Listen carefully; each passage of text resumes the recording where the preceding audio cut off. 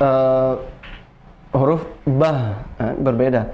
Ha kalau kita nyebutin biasanya ha batuk kambing atau ha batuk orang ya.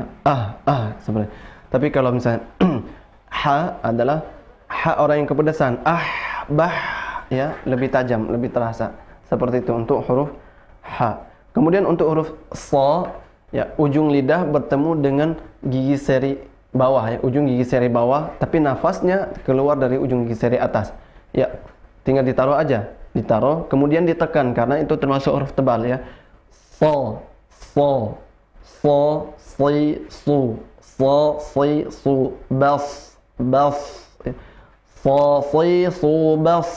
Ya, itu makhrajnya huruf sa. Baik, barakallahu fiik. Kemudian pertanyaan berikutnya. Assalamualaikum warahmatullahi wabarakatuh. Ustaz, waalaikumsalam warahmatullahi wabarakatuh. Bolehkah waqaf pada lafaz yadkhuluna dan ibtida dari yadkhulun kembali pada surah An-Nasr tersebut? Syukran Ustaz. Yaitu dari akhina Yusuf di Jambi ya. Waalaikumsalam warahmatullahi wabarakatuh. Barakallahu fiik kepada akh Yusuf. Masya Allah, ini pertanyaan yang bagus ya tentang waqaf dan ibtida. Baik, secara umum waqaf yang paling bagus itu adalah di akhir ayat.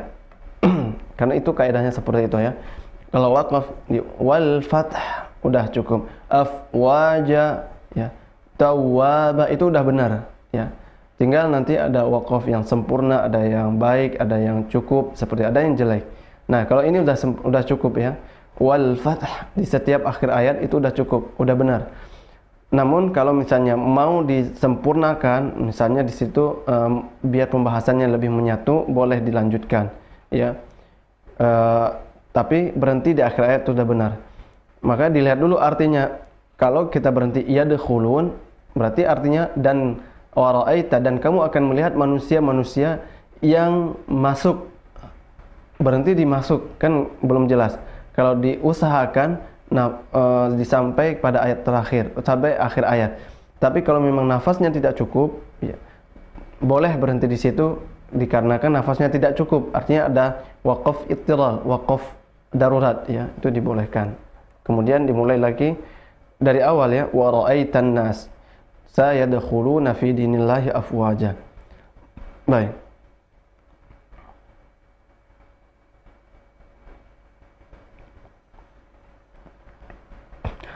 Assalamualaikum Ustadz, apakah keluarnya nafas pada huruf hamas hanya untuk yang sukun saja atau termasuk yang berharakat? Jazakallahu khairan. Waalaikumsalam warahmatullahi wabarakatuh. Huruf hamas berlaku untuk semuanya, mau dia sukun, tasdid ataupun berharakat. Cuman kalau dia sukun atau bertasdid itu lebih terdengar, lebih jelas terdengar hamasnya. Tapi ketika berharakat tidak begitu jelas. Misalnya, maksudnya tidak full ya, tidak maksimal, hanya untuk menyempurnakan huruf. Misalnya sa ya, ada hamas, ada nafas, sa tidak bisa tidak ada nafas.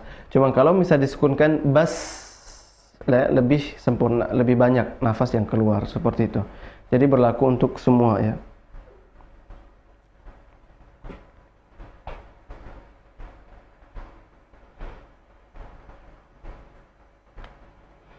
Bagaimana cara mudah belajar tajwid?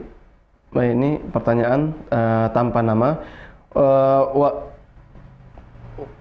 Untuk belajar tajwid ya, atau tahsin ya. Sekarang ada, dulu mungkin dikenal tajwid. Sekarang kita kenal dengan tahsin. Kalau tahsin, tajwid itu mempelajari hukum-hukum tajwid lebih umum ya.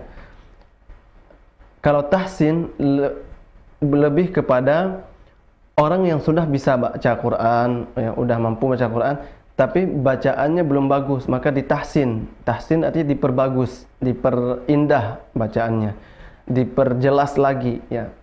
Kalau baca mungkin sudah bisa, tapi benar atau tidaknya dari segi tempat keluarnya, sifatnya ya, itu perlu namanya tahsin Al-Quran.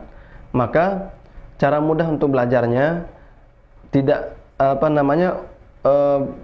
harus langsung ke guru, tidak bisa kalau misalnya di YouTube saja atau seperti ini, harus langsung talaqi. Seperti ini adalah wasilah bagi Anda yang ingin benar-benar mempelajari tahsin tajwid, ya, Anda harus mendatangi guru talaqi langsung dan menggunakan wasilah yang ada juga, YouTube, TV dan sebagainya boleh digunakan, tapi harus ada guru pembimbing yang bisa langsung membenarkan atau menyalahkan bacaan Al-Quran kita. Maka itu cara yang benar dalam belajar. Adapun cara yang mudah adalah dengan terus membaca dan mengulang-ulangnya. Maka talaqi adalah cara yang paling efektif. Jadi guru membaca, kita mengikuti, guru membaca, kita mengikuti, dan itu cara yang dipakai oleh Rasulullah, para sahabat, tabi'in, karena dulu belum disusun ilmu tajwid.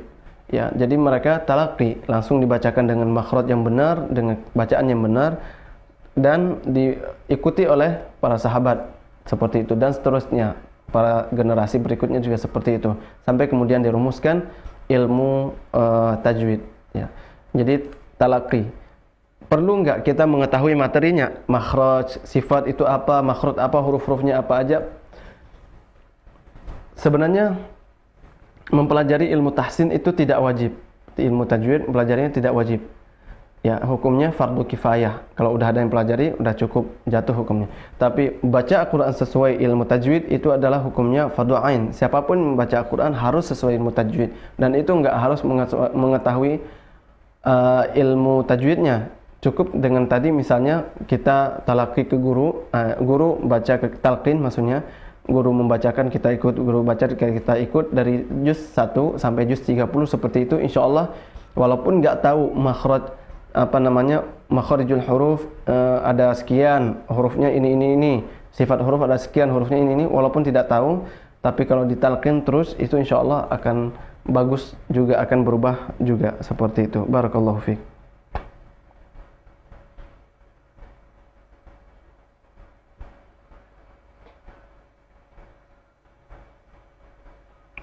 Baik. Assalamualaikum Ustadz, saya Ummu Sipa di Medan mau nanya, dan insya Allah pertanyaan terakhir. Jadi kalau baca ijaja anasrullahi wal fath, salah ya? Dari kecil saya baca kayak gitu. Waalaikumsalam warahmatullahi wabarakatuh. Tentunya ini kurang benar ya, tidak benar dalam baca, karena menggabungkan semuanya menjadi ja ya. Ijaja anasrullahi wal fath. Harus, makanya ketika membaca Al-Quran tinggalkan makhrajnya atau lahjah, cara melafalkan bahasa kita. Jadi bahasa Arab punya lahjah dan cara mengucapnya sendiri. Jadi beda ya. Bahkan hurufnya pun tidak ada yang sama. Hanya ada pendekatan-pendekatan huruf saja. Ya. Kayak kita misalnya ada huruf D, bahasa Arab ada huruf dal, tapi makhrajnya berbeda. Apalagi seperti ini misalnya za menjadi ja, ya, wal fath menjadi wal fath. Nah, ini tentunya salah, dan ini akan merubah jauh sekali arti dari arti yang sebenarnya. Semoga Allah Subhanahu wa taala menjaga kita semuanya dari kesalahan-kesalahan dalam membaca Al-Quran, dan juga dari dosa akibat kesalahan yang kita perbuat, dan semoga kita terus berbenah insyaallah. Semoga kita semakin baik ke depannya dalam membaca Al-Quran biidznillah. Baik, cukup sekian insyaallah pada pertemuan kali ini. Insyaallah akan kita kembali lanjutkan pada pertemuan esok hari di jam 6 sampai jam 7.30 waktu Indonesia Barat. Tetap bersama kami, dan kami meminta maaf jika terdapat kesalahan selama berjalannya program Tahsin Tilawah ini, dan kami minta ampun pada Allah Subhanahu wa taala atas setiap kesalahan tersebut. Dan pada akhirnya kita tutup sesi kali ini dengan membaca doa kafaratul majlis. Subhanakallahumma bihamdika asyhadu an la ilaha illa anta astaghfiruka wa atubu ilaik. Assalamualaikum warahmatullahi wabarakatuh. Innaka man tudkhilin nar faqad akhzaytah wa ma lidh-dhalimin min. Kami mengucapkan terima kasih kepada para pemirsa yang telah mengikuti program acara ini. Dan kami ucapkan jazakumullahu khairan kepada para donatur yang telah menyumbangkan rezekinya. Dan kami mengucapkan terima kasih kepada seluruh TV kabel dan radio yang telah merelay program acara kami atas partisipasinya dalam kegiatan berdakwah. Semoga menjadi amal soleh yang memberatkan timbangan akhirat kelak. Amin ya rabbal alamin. وتوفنا مع الأبرار